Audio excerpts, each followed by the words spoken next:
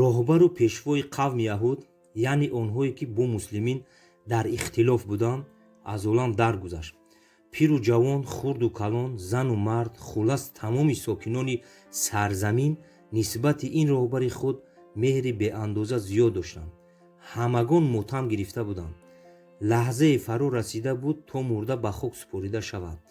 вале аҳли ҷамоат ба хулосае омаданд, ки ҷисми беҷони пешвояшонро зери хок накунанд. пас аз маслиҳату машварати зиёд, аҳли зиёи ин қавм ҳайате аз донишмандону шахсони бообрӯ ташкил дода роҳ пеш гирифтанд ба ҷониби мусулмонҳо. онҳо аз расули худо ҳадисеро ба забон оварданд, ки далолат ба он дошт паёмбар муҳаммад саллаллоҳу алайҳи васалам на чун паёмбарони пешин хоси қавму халқҳои алоҳида, балки барои тамоми башарият фиристода шуда буд аз тарафи худо. гуфтанд: агар шумо ба худову расули ӯ бовар доред, пас ба худо дар наздикӣ зиштар ҳастед. кани як мурдаи моро зинда кунед.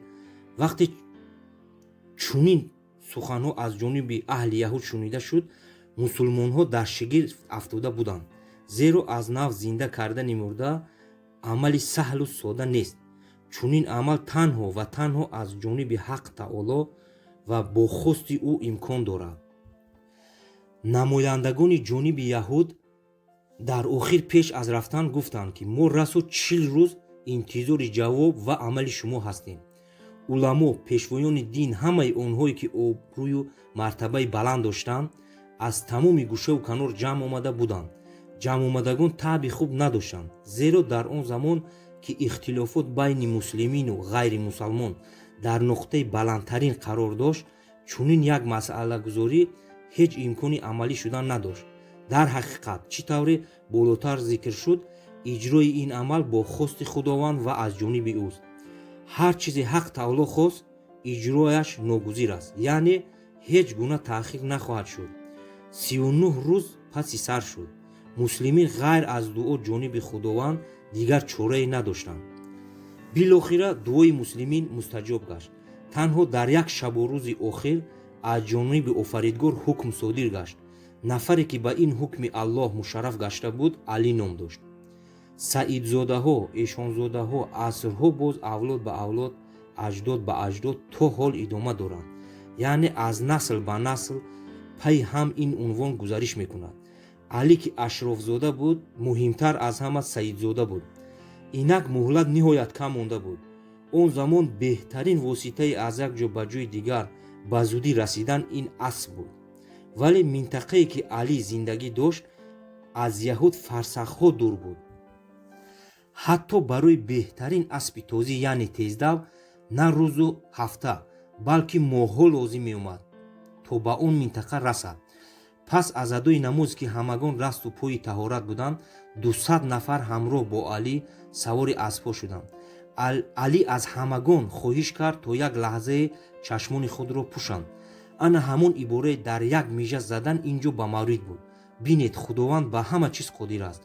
ҳамон лаҳзае ки чашмо кушода шуданд, ҳайати 200 нафара бо ҳамроҳии Алӣ дар сарзамини яҳуд қарор доштанд. бо сабабе ки охирон рӯзи шартгузорӣ буд, дар минтақаи яҳуднишин касе дар хонаҳояшон нанишаста буд. хурду калон ҳамагон дар майдони васеъ ҷамъ омада буданд. мебоист оиди ҷасади беҷони пешвои худ як хулосаи аниқ бароранд, зеро аз аввал ба иҷрои шарташон аз ҷониби муслимин боварӣ надоштанд. пайдо шудани ҳайати мусулмонон дар байни издиҳом фарқкунанда буд. ҳоло ҳам чунин аст. нафаре ё гурӯҳе ки аз дигар минтақа ояд, ҳам аз ҷиҳати пӯшидани сару либос, ҳам шаклу сурат зуд ба чашм мерасад ва ин аспсаворони ношиносу номаълум ҳамагонро дар тааҷҷуб гузошта буд. шумо кистед? чӣ мақсаду чӣ маром доред? пурсида шуд аз меҳмонон. дар сафи пеш ки Алӣ истода буд, гуфт: он мурдаи шумо куҷост? як чиз ногуфта намонад, ки касе аз муслимин намедонист, ки ин мурда мурдаи пешвою роҳбари яҳуд аст. зеро ин сирро ғайримуслимин байни худ махфӣ нигоҳ дошта буданд. он вақт онҳо танҳо гуфта буданд ки яке аз мурдаи мо. хулас пас аз воқиф гаштан аз мақсади омадани меҳмонҳо он мурдаро оварданд. алӣ назди мурда омад, аз дасташ дошта аз аҳли ҷамоа айнан ҳамон хоҳише ки аз ҳамсафони худ пеш аз сафар карда буд пешниҳод кард, яъне лаҳзаи чашмои ҳамагон пӯшида бошад. ин замон хомӯшии сартосарӣ ҳама ҷоро фарогир буд. аз ҷо бархез. вақте ин хитоб бо овози баланд садо дода шуд аз забони алӣ, ҳама чун ҳолате ки бо тарс аз хоб хеста бошанд сӯи мурда назар мекарданд, вале он мурда на дар ҳолати пешина, балки дар рӯ ба рӯи алӣ истода бо тааҷҷуб ба атроф дида медохт.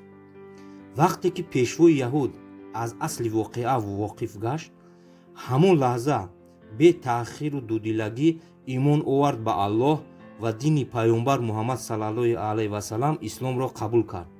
пас аз дубора зинда шудани он пешво дар ин дунё ӯ 40 сол дар қайди ҳаёт буд. ба ӯ имкон даст дода буд ки таи ин муддат тавонад то зиёда аз 120,000 нафар аз зердастони худ яъне яҳудиҳоро ба сафи мусулмонҳо бипайвандад. он замон ин шумораи кам ба ҳисоб намерафт. хушбахтона чунин як каромоти бузурги илоҳӣ он замон насиби ҳаммиллати мо Мир Саид Алии Ҳамадонӣ гашта буд.